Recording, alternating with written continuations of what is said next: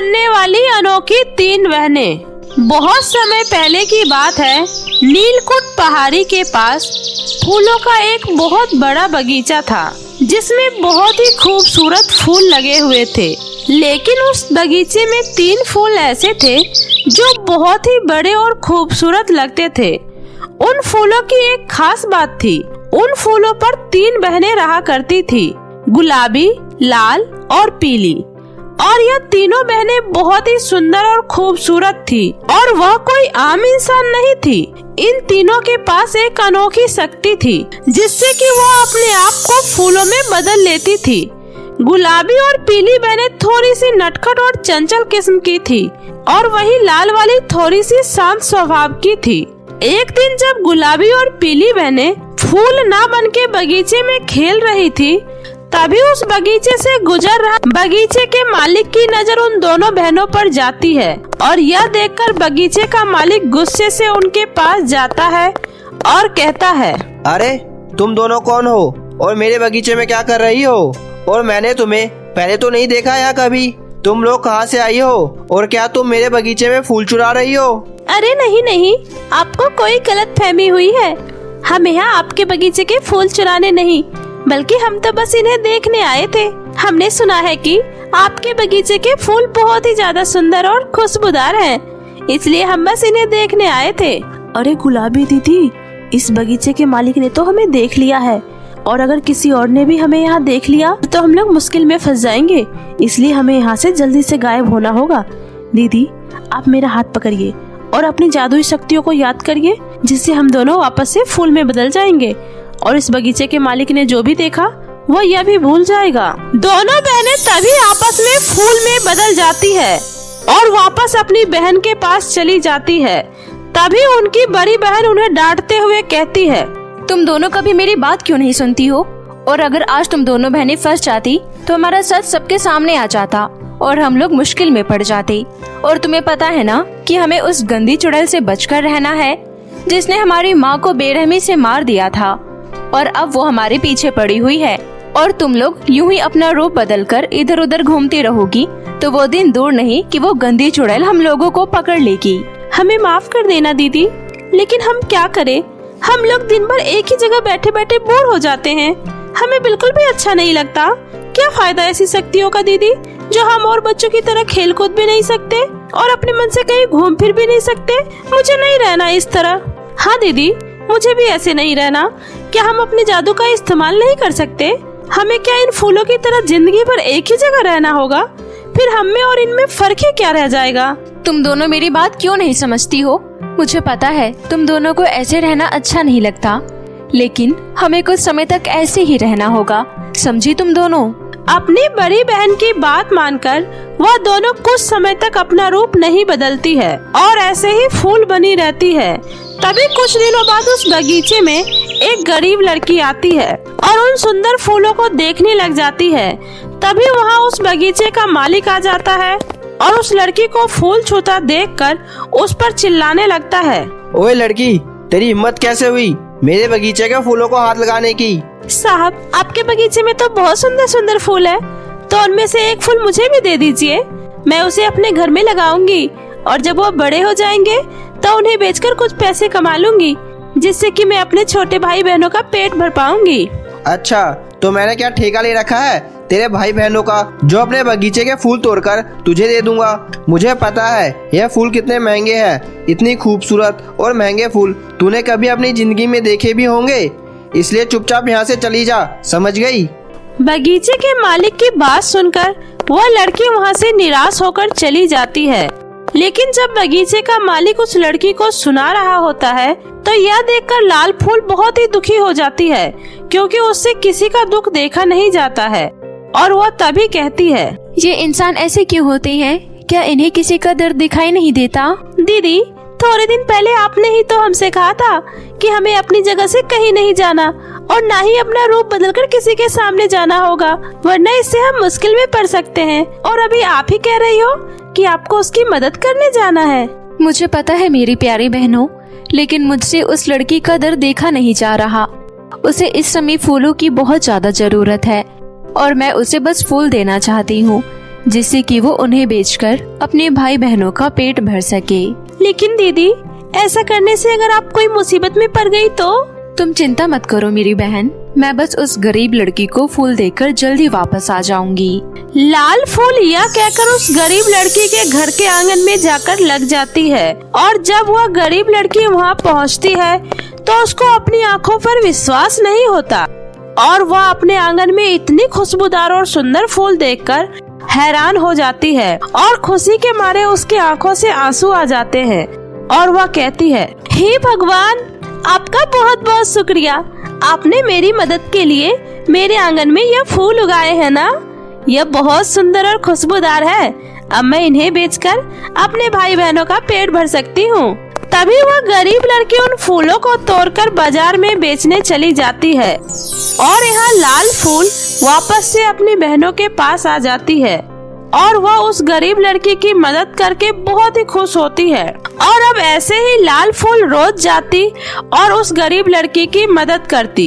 एक दिन जब वो लड़की फूल बेचकर वापस घर जा रही थी तो उसकी टोकरी में एक फूल रह जाता है जिसकी खुशबू उस चुड़ैल तक पहुंच जाती है। अरे, ये फूलों की खुशबू तो जानी पहचानी लग रही है।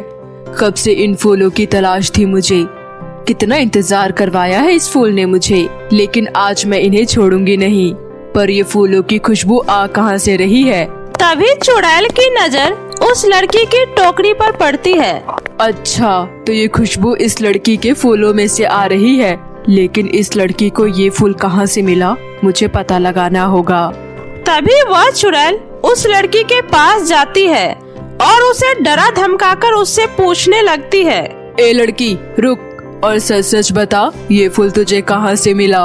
और मुझसे झूठ बोलने की कोशिश मत करना, क्योंकि ये कोई मामूली फूल नहीं बल्कि बहुत ही अनोखे फूल है जो हर कहीं नहीं पाया जाता। तो ये तेरे पास कहां से आया? मुझे नहीं पता। मैं तो जब उस दिन अपने घर गई तो मैंने देखा कि इस फूल का पौधा अपने आप मेरे आंगन में लगा हुआ था और ऐसे ही यह फूल रोज आकर मेरे आंगन में लग जाया करता है और अपने आप ही वहाँ से गायब भी हो जाता है। मैं तो इसे भगवान का कोई चमत्कार समझकर इसे बेचकर अपने भाई बहनों का पेट भर रही हूँ, इसलिए मुझे नहीं पता यह फूल कहाँ से आया है। अच्छा, तो ये बात है। वो तीनों बहनें अभी भी जिंदा है। मैं कब से उनकी तलाश कर रही हूँ, लेकिन आज वो मेरे हाथ लग गई है। अब तुम तीनों को मुझसे कोई नहीं बचा सकता। अब ये लाल बनेगी डाल खुद अपनी दोनों बहनों को पकड़ाने में। यह सोचकर चुड़ैल मन ही मन बहुत ही खुश हो रही होती है और अगले दिन सुबह जब लाल दोबारा से उस गरीब लड़की की मदद करने जा रही होती है तभी उसकी बहनें कहती है, दीदी, क्या आपका आज जाना जरूरी है? हमें कुछ ठीक नहीं लग रहा है, इसलिए आज आपकी जगह मैं चली जाती हूँ। हाँ दीदी, आज हम आपकी जगह चले जाते हैं। वैसे भी हमें आज कुछ अच्छा नहीं लग रहा। नहीं नहीं मेरी प्यारी बहनों, तुम चिंता मत करो, मैं उस लड़की की मदद करके तुरंत वापस आ जाऊंगी।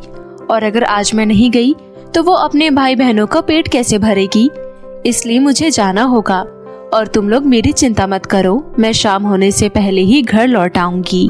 ऐसा बोलकर लाल फूल उस लड़की की मदद करने चली जाती है और जाकर उसके आंगन में लग जाती है।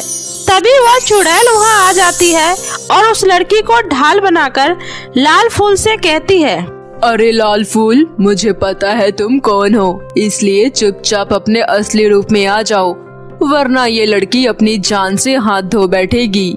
चुड़ैल की बात सुनकर लाल फूल बहुत घबरा जाती है और अपने असली रूप में आ जाती है। तभी चुड़ैल कहती है, मुझे पता था कि ये तुम ही हो, क्योंकि तुम्हारे जितनी सुंदरता और तुम्हारे जैसी खुशबू और किसी फूल में हो ही नहीं सकती। तो आज तो मेरे हाथ लग ही गई। अब तुम मुझे अपनी उन दोनों बहनों तक भी ले जाओगी। ये तुम्हारी बहुत बड़ी गलतफहमी है कि मैं तुझे अपनी बहनों तक ले जाऊंगी। मैं ऐसा कभी नहीं करूंगी। तुम चाहे तो मेरी जान ही क्यों ना ले लो। अच्छा, तो ऐसी बात है तो तुम चिंता मत करो, तुम अब मेरे पास ही कैद रहोगी और जब तुम समय से घर नहीं पहुंचोगी तो तुम्हारी वो दोनों बहनें तुम्हें सूंघते हुए मेरे पास अपने आप आ जाएंगे। तुम ऐसा नहीं कर सकती चुड़ैल। लाल फूल के ऐसा बोलते ही चुड़ैल उसको अपनी कैद में कर लेती है और अपने साथ काली पहाड़ी पर ले जाती है। वहाँ वह चुड़ैल लाल फूल को बड़े से कांच के पिंजरे में बंद कर देती है और कहती है, तुम्हारे पास अभी भी समय है लाल फूल। अगर तुमने मुझे अपनी दोनों बहनों का पता नहीं बताया तो तुम इसी कांच के पिंजरे में बंद बिना पानी और धूप के मर जाओगी। इसलिए तुम्हारी भलाई इसी में होगी कि तुम मुझे अपनी उन दोनों बहनों का पता बता दो। तुम्हें क्या लगता है तुम मुझे मरने की धमकी दोगी तो मैं तुम्हें अपनी बहनों का पता बता दूंगी? मैं ऐसा कभी नहीं करूंगी। और मुझे ये भी पता है कि तुम्हें मेरे साथ मेरी उन दोनों बहनों की शक्तियों की भी जरूरत है, जब ही तुम एक शक्तिशाली चुड़ैल बन पाओगी। सही कहा तुमने, मुझे तुम्हारी उन दोनों बहनों की भी अनोखी शक्तियों की जरूरत है। इसलिए मैं कब से इस दिन का इंतजार कर रही थी, जो आज आ ही गया। आज मुझे मेरी सारी शक्तियाँ मिल जाएगी और मैं इस दुनिया की सबसे शक्तिशाली चुड़ैल बन जाऊंगी। ऐसा कभी नहीं होगा चुड़ैल। मैं और मेरी बहनें तुझे अपनी शक्तियाँ कभी नहीं लेने देंगे। वो तो अभी पता चल ही जाएगा। यहाँ दोनों बहनें बड़ी बहन लाल फूल के घर न पहुँचने की वजह से परेशान होने लगती है और अपनी बहन को ढूंढने के लिए निकल जाती है।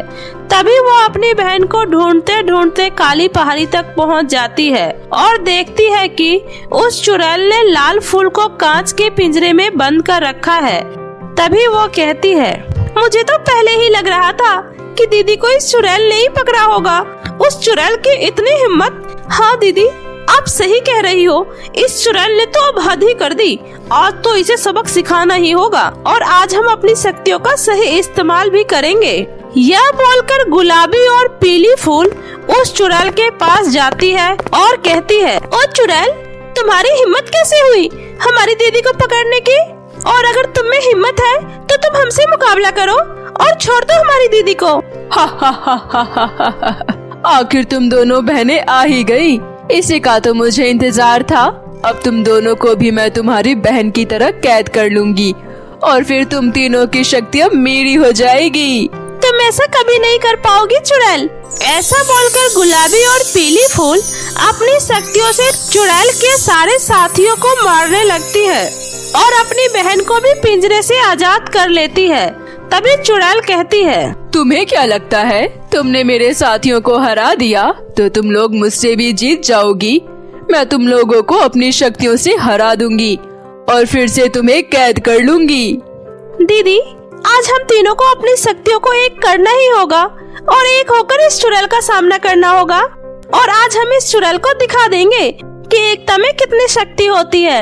और फिर तीनों बहनें एक दूसरे का हाथ पकड़ती है और अपनी शक्तियों को मिलाती है और उस चुड़ैल पर एक साथ हमला करती है, जिससे वह चुड़ैल वहीं पर राख हो जाती है और वह तीनों बहनें फिर से आजाद हो जाती है। आखिर हमने इस चुड़ैल को मार ही दिया और आज से हम लोग आजाद हैं। तो मेरे प्यारे दोस्तों, कैसी लगी आपको मेरी ये कहानी? मुझे कमेंट करके जरूर बताएं। कहानी अच्छी लगी हो तो इसे अपने दोस्तों के साथ भी शेयर करें। और हाँ दोस्तों, अगर आपने अब तक मेरे चैनल जादुई टीवी को सब्सक्राइब नहीं किया है तो जल्दी से नीचे लाल बटन दबाकर अभी सब्सक्राइब कर ले। तो मिलती हूँ ऐसे ही फिर किसी नई मजेदार जादुई कहानी के साथ। तब तक अपना ध्यान रखें। Bye bye.